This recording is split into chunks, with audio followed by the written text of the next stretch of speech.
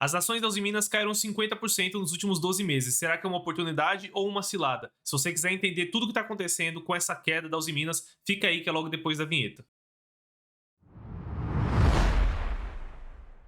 Oi pessoal, tudo bem? Eu sou o Caio, analista de ações e estoques aqui da equipe do Já Invest, e no vídeo de hoje eu vou responder uma pergunta que me fizeram lá no Instagram a respeito da Usiminas, né? Por que tá caindo tanto e se ela vai voltar a pagar bons dividendos como ela tem pago nos últimos anos. Lembrando que esse vídeo não é uma recomendação de investimentos, mas para quem quiser saber as nossas recomendações, é só se tornar assinante Já Pro nesse QR Code que eu tô deixando aqui do lado. Lá a gente tem as nossas carteiras, né? Dividendos, Alfa, Fundo Imobiliário, Carteira Global, inclusive a nossa visão atualizada, nosso viés e preço-teto em relação à Usiminas. E antes de eu explicar para vocês o porquê que eu acho que as ações estão caindo tanto, né, e qual que é o possível futuro da Usiminas, eu preciso falar um pouquinho sobre o que ela faz, o que ela é, pra gente estar na mesma página, tá? Não vai ser uma análise daquelas completas como eu trago aqui no canal, é só um breve resumo, tá?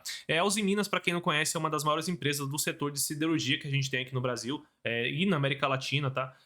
Dá pra gente separar o resultado dela em duas partes. Um terço, mais ou menos, do resultado dela vem ali de uma parte de mineração, de minério de ferro, então um terço do resultado da Usiminas vem ali de uma atividade muito parecida com o que a Vale faz, por exemplo, e o outro 70%, 60% vem da parte de siderurgia mesmo e transformação de aço, tá? Ela separa, mas eu vou tratar como se fosse uma coisa só aqui para ficar mais fácil, que é onde ela pega carvão, minério de ferro, matérias-primas para transformar em produtos em aço, né, para servir vários setores diferentes, né, principalmente o setor de linha branca, o setor de construção civil e o setor automotivo, tá? São os principais que ela atende, inclusive a própria indústria, né? Então ela também serve a própria indústria, ela vende para outras distribuidoras de aço e outras empresas que compram esse aço para transformar em outros materiais e outros produtos para o mercado. Então é uma empresa realmente bem grande, tá? Ela tem uma forte escala, uma das maiores aí no setor, e ela chamou bastante atenção dos investidores, porque nos últimos anos, né, pelo menos ali em 2020, a empresa saiu de uma cotação de R$ 4 mais ou menos, para bater ali cerca de R$ 22, R$ 23 no topo que ela chegou a bater aqui nos últimos 5 anos, tá? Então foi uma multiplicação de 5 vezes num período muito curto para uma empresa que é industrial, né? Não é uma empresa de tecnologia, de investimentos. Então isso chamou muita atenção de muitos investidores. Nesse período aqui também, 2020, ela pagou bastante dividendos, 2021, na verdade, ela pagou um bom dividend yield aí, cerca de 10% ao ano, e muitos investidores acabaram comprando, entrando aqui na ação muito nesse período, e de lá para cá, né, dos R$ 20 até hoje, a empresa já caiu aqui 70% se a gente for pegar esse período, tá? E só no último ano, ela saiu de uma cotação de R$ 15 para chegar aqui próximo aos R$ 7, caindo aqui 50% no ano. Então, vamos entender o que está acontecendo aqui nesse vídeo. Se a gente segue aqui na análise até os indicadores fundamentalistas da empresa que a gente sempre gosta de ver, a gente vê que pode ser sim uma boa empresa, né? Um crescimento de receita aqui de 21% ao ano, um crescimento de lucro muito forte, 53% ao ano, um PL de 4 vezes, então você já vê que tem alguma coisa estranha, uma empresa que cresce 50% ao ano, por que está com PL tão baixo, né? Então a gente consegue ver aqui a evolução dos resultados da Usiminas, e a gente vê que ela saiu de uma receita lá em 2016 de 8 bi e foi crescendo, realmente chegou até 2020 ali numa receita com crescimento normalizado de 16 bilhões de reais de receita. Em 2021, ela saltou para 33 bilhões de receita, né? Se a gente olhar aqui, a mesma coisa a gente vê nos outros indicadores, né? O EBITDA era quase 4 bi, saltou para 12 em 2021, e o lucro era 1 bilhão e saltou para 10 bilhões em 2021, né? O que aconteceu aqui? Será que foi uma aquisição? Na realidade não, pessoal. O que aconteceu aqui eu vou explicar para vocês agora. Eu preparei uns gráficos para ficar mais fácil, para ficar mais visual, para vocês entenderem certinho o que está acontecendo com a Usiminas e o que pode acontecer daqui para frente. Eu fiz um gráfico dos resultados do segmento de mineração aqui da Usiminas para a gente entender o que está acontecendo, tá? E aqui nos últimos trimestres, essas barras em verde são a receita líquida que vem dessa área de mineração. Então a gente vê que ali até 2020, início de 2020, ela tinha uma receita que vinha por trimestre de 500 milhões e chegou a ser 2 bilhões no único trimestre, no segundo trimestre de 2021. Se vocês olharem essa barra aqui azul, essa linha azul aqui, na verdade, esse aqui é o volume de vendas. Então a gente vê que o volume de vendas não subiu tanto assim em 2021. Realmente estava num patamar menor em 2019, mas em 2020 também tinha um volume de vendas muito parecido com o que teve em 2021 em questão de milhões de toneladas, né? Cerca ali de 2 milhões, 2 milhões e meio de toneladas por trimestre. Então isso daqui não explicaria esse aumento de receita que a empresa teve, tá? E o que aconteceu nesse período aqui, né, até 2021 ali mais ou menos? ela vende praticamente aqui o minério de ferro. Então é muito importante a gente entender o que aconteceu com o minério de ferro naquele momento. Se a gente for ver aqui o preço do minério de ferro, a gente vê que ele teve uma alta muito expressiva ali em 2021, justamente nesse período aqui, onde ela teve um forte aumento da receita dela. E o que tem acontecido é que o preço do minério de ferro no mercado internacional caiu bastante. Então a Usiminas, nesse período, foi beneficiada por um minério de ferro que saiu ali de $80, que era um preço mais normalizado, e chegou a bater $200. Então multiplicou aí praticamente duas vezes e meia quase, o preço do minério de ferro. E de lá para cá, né, de 2021, se vocês pegarem aqui, ó, julho de 2021, e pegar o preço, o quanto que caiu de lá para cá, já teve uma queda de 40% o preço do minério de ferro. E se a gente olhar as ações da Usiminas, elas vêm caindo justamente desde esse período aqui, mas não só por isso, né? A gente tem que lembrar que a Usiminas não é uma empresa simples de mineração de minério de ferro como é a Vale. Então tem outras coisas que impactam o resultado da empresa, tá? Então se a gente olhar aqui, ela teve um crescimento forte de receita, tá? Vem estacionando pós-pandemia, vem voltando para a normalidade, mas o que na verdade piorou bastante os resultados da Usiminas é justamente o fato de que ela, naquele momento onde ela conseguiu vender muito mais caro, vender por $1 melhor, né, consegue diluir custo, tem uma produção, um volume de vendas maior, a empresa estava com uma margem bruta muito fora da normalidade dela, tá? Então, se a gente olhar esse modelo de negócio pré-crise, pré-Covid, né, ela tinha uma margem bruta ali de 40%, 50%, é muito mais próxima do que uma operação da Vale, por exemplo, e no melhor momento ali ela chegou a ter uma margem bruta de 73%. Então ela conseguiu ganhar muito dinheiro nesse momento aqui em 2021, né? O que trouxe ali um resultado atípico em 2021, o que trouxe dividendos que também eram atípicos, né? Não faziam parte ali, não eram normalizados para a operação da Usiminas, tá? E de lá para cá, a gente viu que o preço do minério de ferro vem caindo e as margens vêm não só voltando para a normalidade, como vem piorando também. Então, tanto as margens do terceiro trimestre de 2022 quanto do quarto trimestre vieram abaixo do que antes do preço do minério de ferro ter subido tanto. Então, a Usiminas hoje está com resultado pior, né, até do que, pelo menos do que a gente fala aqui de eficiência, pior até do que no momento onde o minério de ferro estava um pouco mais barato. Isso está acontecendo justamente porque nesse momento aqui, em 2021, ela teve uma alta de receita, mas ela teve também uma alta de custos que começou a pegar só em 2022, como a gente vai ver mais para frente, tá? Eu trouxe aqui também, para ficar mais claro essa dinâmica, o resultado dela de siderurgia, né? Então aqui a gente vê o mesmo efeito que a gente viu ali na área de mineração, né? Então a gente vê que a empresa tinha uma receita ali trimestral de 3 bilhões, né? Algo próximo desse valor, e chegou a quase 8 bilhões de receita aqui no segundo e no terceiro trimestre de 2021, e a margem bruta da empresa acompanhou, né? Então ela consegue diluir mais custos, conseguiu vender os produtos dela num preço muito melhor no mercado, tinha uma demanda um pouco mais aquecida no segmento de linha branca, no segmento de construção civil, com as taxas de juros baixas. Tudo isso favoreceu a Usiminas ao longo de 2021 e começou a se inverter, na verdade começou a desacelerar em 2022, não tinha invertido ainda em 2022, começou a desacelerar. Então a gente viu que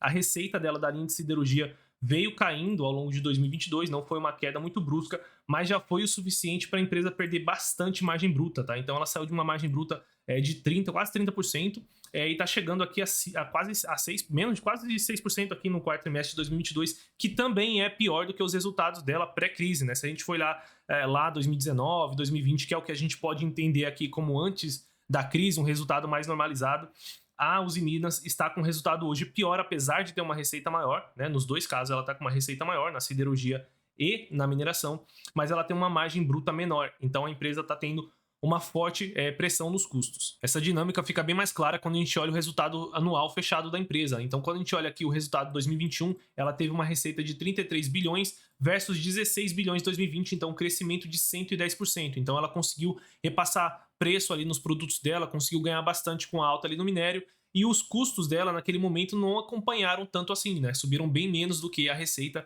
da empresa, subiram só 75%. Ela ganhou bastante margem, gerou bastante caixa, pagou bastante dividendo. Muita gente acabou se tornando acionistas da empresa nesse momento. E em 2022 a gente viu uma desaceleração, né? Um movimento inverso. A receita ficou estagnada praticamente, aqui queda de 4% no ano, uma receita estagnada porque os preços começaram a arrefecer, os preços deixaram de subir tanto assim, só que os custos dos produtos vendidos, né, o CPV, os custos dela para produzir esses produtos, subiram 20%, então ela perdeu margem e muito por conta da alta de custos que começou em 2022 com aquele conflito todo da Rússia e da Ucrânia, né? A gente sabe que aumentou os preços de energia, inflacionou muitas coisas na cadeia de produção mundial, principalmente do carvão, que é uma das principais commodities aqui da Uzi Minas, né? A gente vê aqui o preço do carvão disparou em 2022, chegou a dobrar, triplicar, quadruplicar de preço, dependendo da região. Os custos de energia também começaram a subir, e, lógico, também outros custos que começaram a ser reprecificados em 2022. Então, em 2021, o preço do produto que ela vendia estava muito caro, mas ela estava trabalhando, por exemplo, com contratos de fornecedores dela que ainda não estavam atualizados. E aí atualizou tudo em 2022. Ela começou a sofrer, né? Os custos começaram a pesar por conta disso. Tá, então a gente já entendeu que 2021 foi atípico, foi causado por conta de uma alta nos preços de tudo que ela vendia, mais um movimento favorável nos custos dela, que não se repetiu em 2022. Mas qual que é o futuro da Uzi Minas? O que pode acontecer daqui para frente? Será que é mais positivo ou mais negativo? Isso que eu vou mostrar para vocês agora. Bom, do ponto de vista de minério de ferro, é muito difícil da gente saber para onde vai o minério de ferro, né? Até gestores que acompanham bastante o preço do minério de ferro não conseguem dizer, porque boa parte do preço do minério de ferro, o maior driver dele é justamente a economia chinesa, que é muito difícil da gente saber para onde vai, tá? Mas a expectativa que todo mundo tem, expectativas de preços que todo mundo tem no minério de ferro, é que ele fique em patamares menores, né, do que foram praticados ali em 2021. Então a gente não acredita que o minério de ferro vá voltar ali a ficar tão pressionado que vá passar de $150, $140. Então é mais provável que ele fique normalizado em patamares menores mesmo em 2023, próximos aqui do que ela conseguiu em 2022. Então, ela não deve conseguir ter um impulsionamento aqui do resultado dela vindo da parte de minério de ferro. E da parte do resultado dela, que vem ali de transformação de aço, né, produtos fabricados em aço, também não tem boas notícias, porque boa parte da demanda dela vem da linha branca, né, que é varejo, e vocês sabem que o varejo está sofrendo bastante, né? As empresas, por conta da inflação, vendem menos, né? As pessoas compram menos produtos de linha branca, né? Freezer, geladeiras e etc. Mas também a parte de carros, de venda de veículos, tem uma expectativa de sofrer um pouco mais em 2023, né? Então, fevereiro já foi o menor nível de vendas de veículos em 17 anos, né? De todos os fevereiros já medidos pela Fenabrave. Então, isso por conta da alta de juros, né? Então, a alta de juros impacta o valor dos financiamentos de carro, e o brasileiro gosta bastante de comprar carro financiado, só que está chegando num valores ali que o brasileiro não consegue mais seguir comprando carros, tá? E a mesma coisa para a construção civil, que é um outro setor ali importante de demanda da Uzi Minas, que deve ter uma desaceleração em 2023, justamente por conta de um movimento aí de alta de juros mais elevadas, que reduz o financiamento de casas. Então, a expectativa que se tem para a Uzi Minas, pelo menos no curto prazo, é de um minério de ferro que deve ficar em patamares mais baixos ou iguais a 2022, né? Então o 2023 dela não vai ser provavelmente salvo aí pelo minério de ferro, apesar de ser uma coisa mais difícil de prever. E a parte que vem ali de produção de aço, né, que tem a demanda de linha branca, construção civil e automotivo, deve ter um 2023 mais difícil ainda do que teve o 2022, e ao mesmo tempo que a empresa tem um custo maior, né? A pressão nos custos continua, a inflação continuou em 2022, a inflação continua em 2023, né? Os preços aí de carvão e outras matérias-primas que ela utiliza na produção dela ainda estão altos. Então a Uzi Minas deve ter um 2023 tão difícil quanto ela teve um 2022, né? Se não, até pior, né? E se a gente olhar aqui as cotações da empresa, a gente vê que o mercado está precificando justamente isso, né? Não é à toa que caiu aqui, ó, cerca de 65%, 70% desde um topo, é porque o mercado já espera que deve haver sim uma perda de fundamentos da empresa daqui para frente. Então, pessoal, espero que tenha ficado claro aí porque que eu acho que a Uzi Minas tem caído tanto, o que tem acontecido com a empresa. Na minha visão, tem inclusive um pouco mais de espaço aí para queda, não de cotações, mas de resultados da empresa aí. A gente sabe que no longo prazo a cotação segue o resultado da empresa, então, como eu acredito que o resultado pode piorar aqui no curto e médio prazo, eu também acredito que a cotação pode sim piorar no curto e médio prazo. Então, na minha visão, pelo menos nesse preço aqui, não é um bom momento de comprar Uzi Minas, tá? Mas se você discordar, pode falar aí que a gente vai conversar, tá? Para finalizar o vídeo, eu vou votar aqui, né? Colocar aqui as notas para a empresa. Nota para o setor, nota 3. É uma empresa muito cíclica, né? Muito dependente ali do mercado interno, principalmente, né? Acho que é 80% da receita dela mercado interno, em setores muito cíclicos, né, como construção civil, linha branca, automotivo. Então, nota 3. Governança nota 4, não tem nada assim no meu conhecimento de corrupção, nada que tire aqui da empresa, mas ela tem indicadores ruins aí indiretos de governança, né, sem tag along, sem liquidez praticamente nenhuma na ON. Então dou uma nota 4.